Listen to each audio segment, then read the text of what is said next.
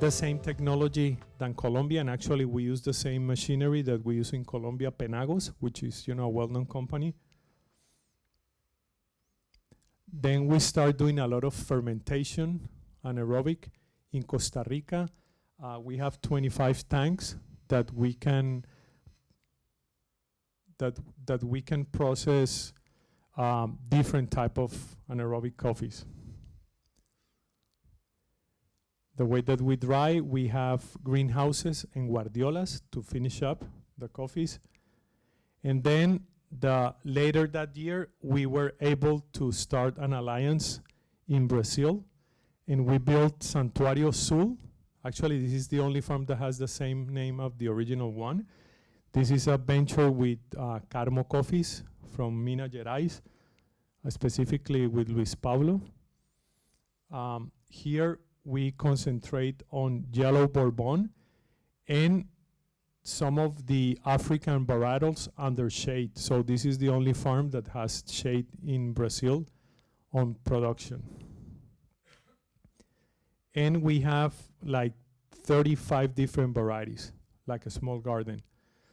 They don't produce that much, but it's just, you know, like we're able to sell a few bags every year. This is the facility. And then by 2015, we had 3 different origins, and we have 4 farms, 2 in Colombia and 1 in Costa Rica and Brazil. Then the same happened. We started thinking about the future. We knew that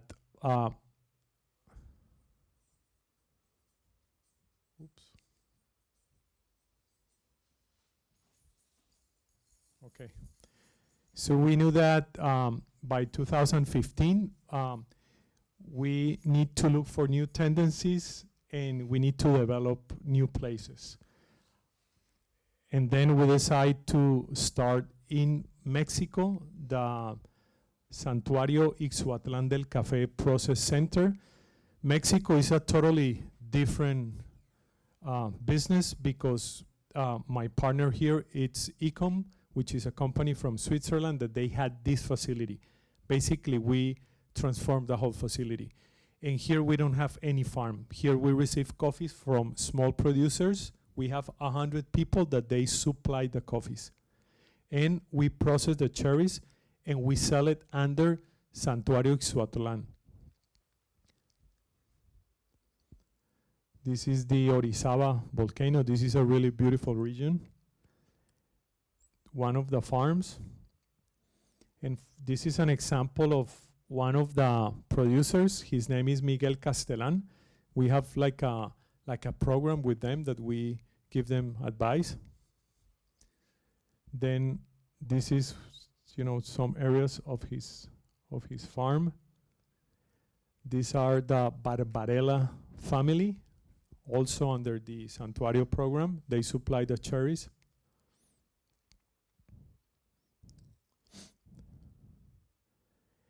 And by 2018, I did a joint venture with a person in Colombia called Edwin Noreña. He's a well-known coffee producer. He's been doing a lot of processing. So we start working together in order to basically do all the processes in Colombia.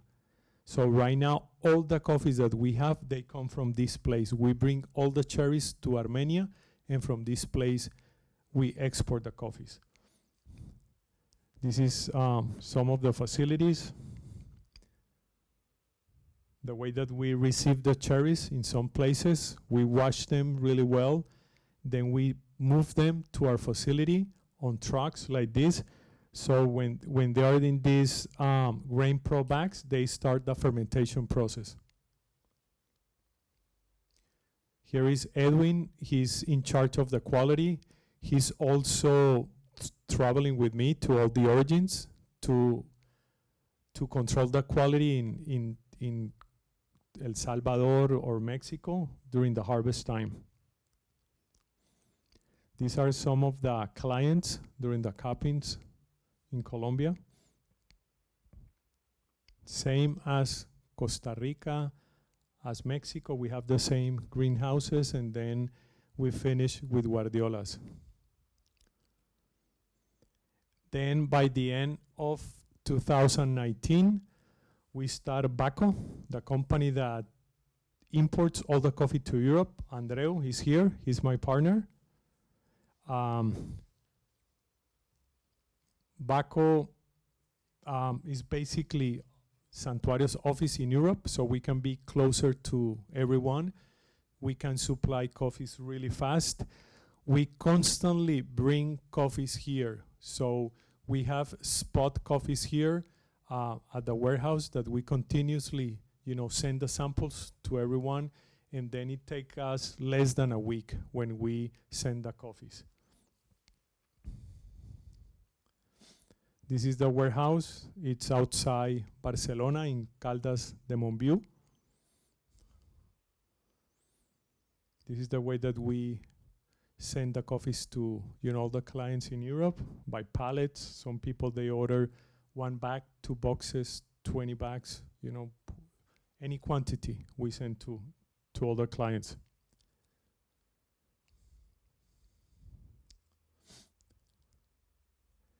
We also do a lot of cuppings. We are constantly coming to places, like festivals, visiting clients, going to the coffee convention, in Europe, the SCAC. This is a picture with Sebastian in Greece. And by 2018, we had 4 origins and Baco. So we were growing a little bit, like 18 years later, we were able to have this. For example, here, the first farm that we built in Colombia with our friends, we decided not to be part of that anymore with Immaculada. So, and then we start looking at new origins again, see the new tendencies and everything, and getting the feedback from our clients. So we decide to start in Ethiopia. I knew before the owner of Geisha Village built this farm, I knew him. So we had a good relationship, and he actually proposed me to start working together to do some processing in Ethiopia. So we started doing it. So it was really a big challenge, because when you work with a company or a farm that has such a good quality, it's difficult to raise the quality. But so far, it's been 3 years, and every year we sell more coffees. So we call it Santuario Geisha Village Collection. They sell the Geisha Village, and then we have like another marketing brand that is under Santuario. These are some pictures of the farm. This is Adam, the owner, with Andreu and Edwin. He visits Colombia like every year just to update and everything. Actually, in 2 weeks, we're going to have a coffee workshop.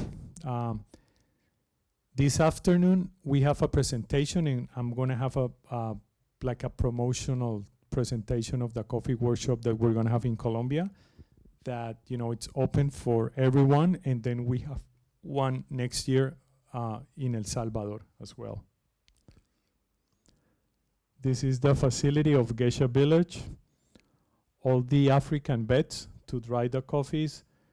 This is the milling, wet milling.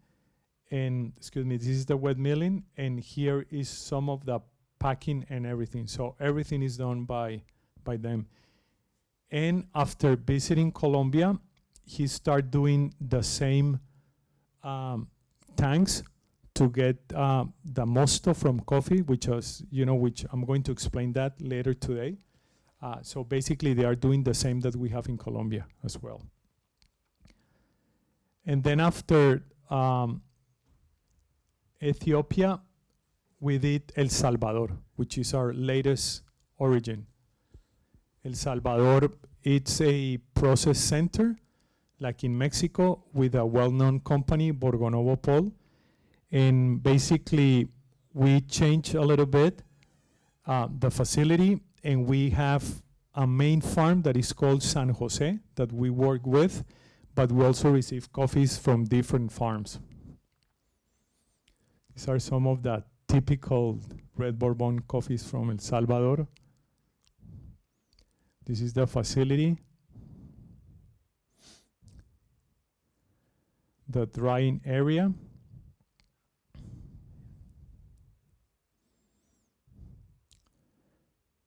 Actually, you can see the ocean from the farm. So it's really beautiful because, you know, you can be working in the morning at the farm, and then you go in the afternoon to the ocean to see the sunset. This is a view of San Jose Farm to the Central Valley. It's really beautiful there. And by 2024, we complete the 6 origins. And we decide to stop there until now. You never know.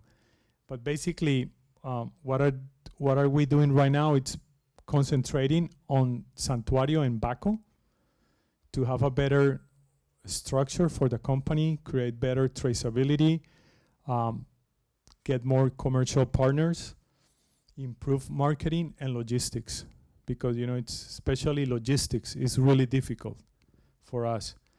We're going to do a logistic presentation also on Sunday, 2 p.m., which is really nice, so people can understand all the difficulties that any exporter they have in order to bring coffees.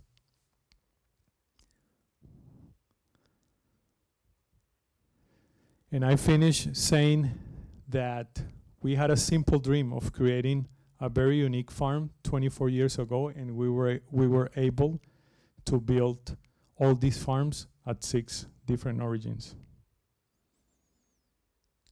We invite you to the presentation later today, and thank you very much. Thank you.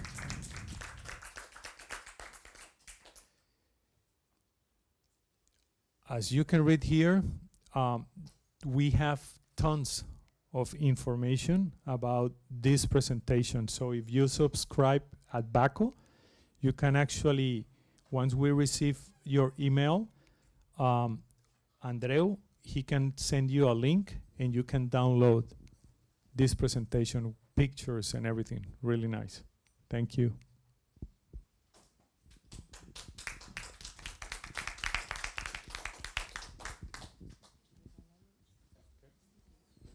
Do you have any question? Preguntas?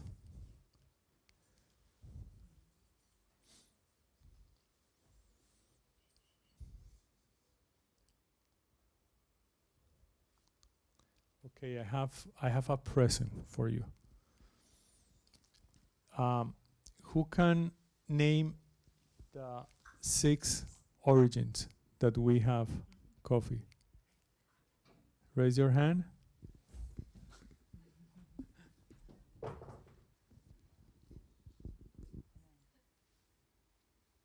Okay.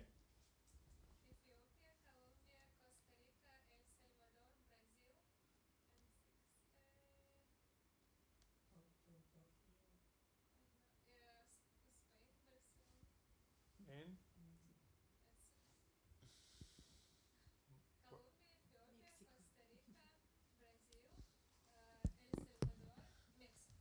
okay, good.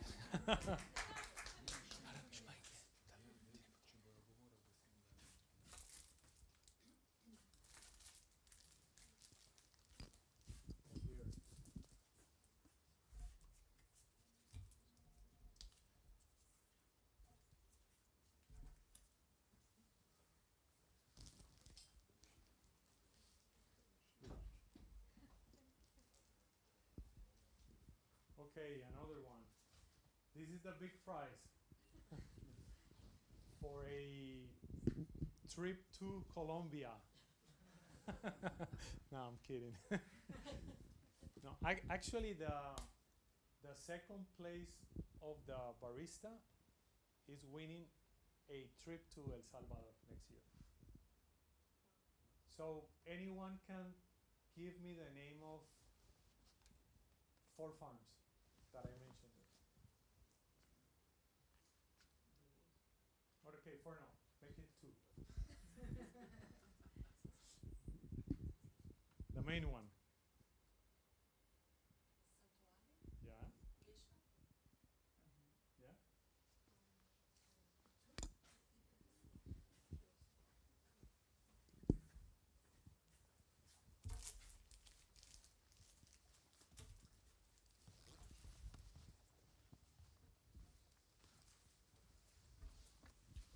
You want a big sticker from Santuario?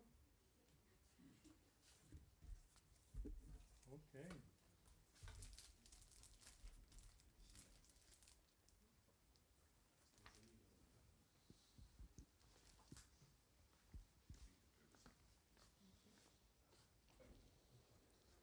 Okay. Thank you. Yeah.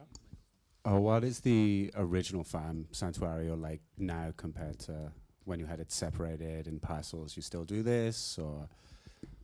We actually, it's a sad story.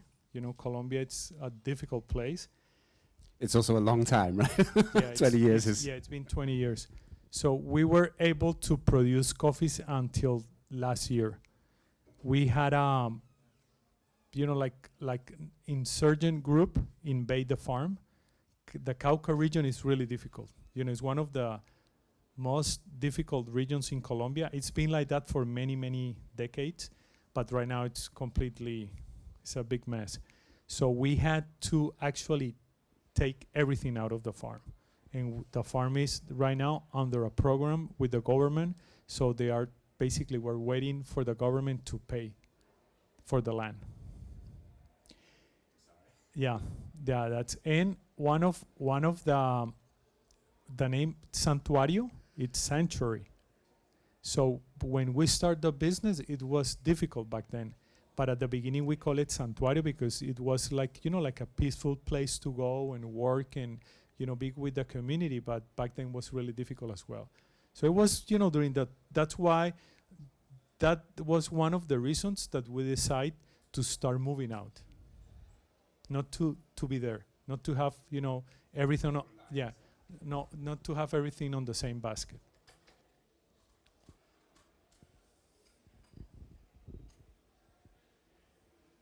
Any other question?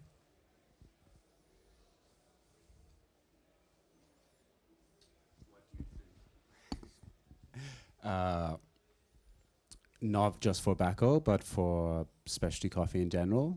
Your predictions for the next few years. You see the future is bright, good opportunities. You mean from the importer point of view, or for the whole industry? For importers, but also origin. So what you're doing in all these regions. Okay, origin. Talking about the origins, there is always like really difficult times at any origins. When I came to Costa Rica, I don't know if you have been to Costa Rica, when you're driving from San Jose to Cartago, where we have the farm, like, a little bit going up to Santa Maria, going through Tres Rios, which is the area that you start living San Jose. We used to see coffee back then. It was only 10, 11 years ago. Right now, you only see houses. Why? Because the climate changed so much. Plus, small countries, really expensive land in Costa Rica. So there is no way that you can have, like 100 hectares next to a condo that they can do, 100 houses, and they can make, maybe $10 million, 20 out of that. So there is a lot of pressure in many countries. When you read all these,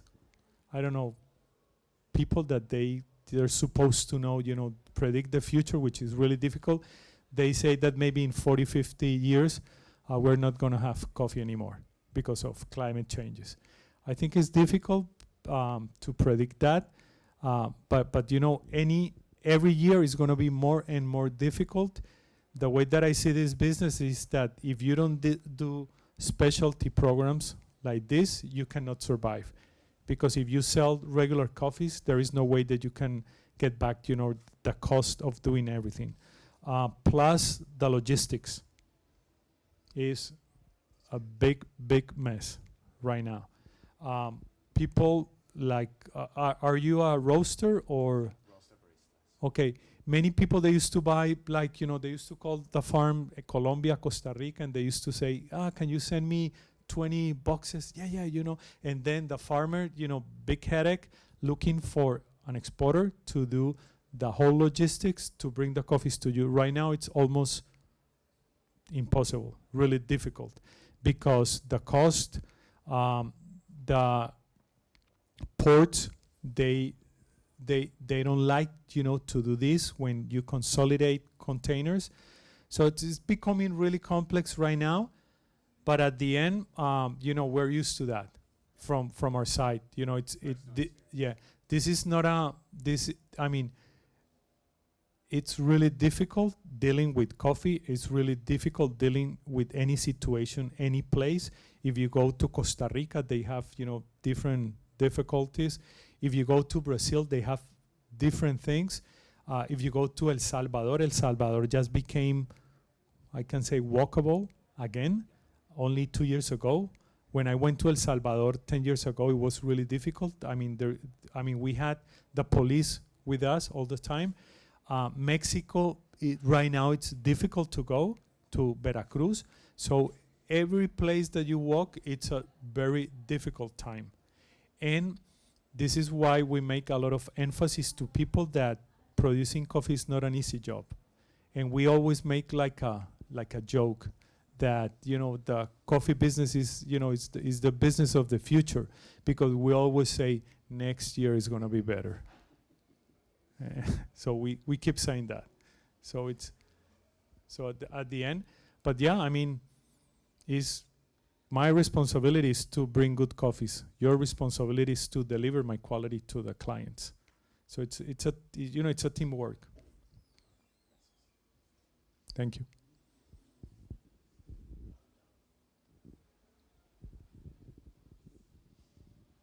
Where are you from? UK. What city? Birmingham.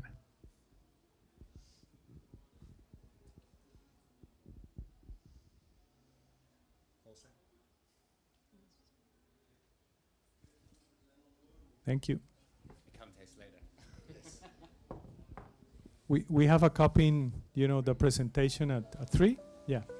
We're going to cup all the coffees and the presentation.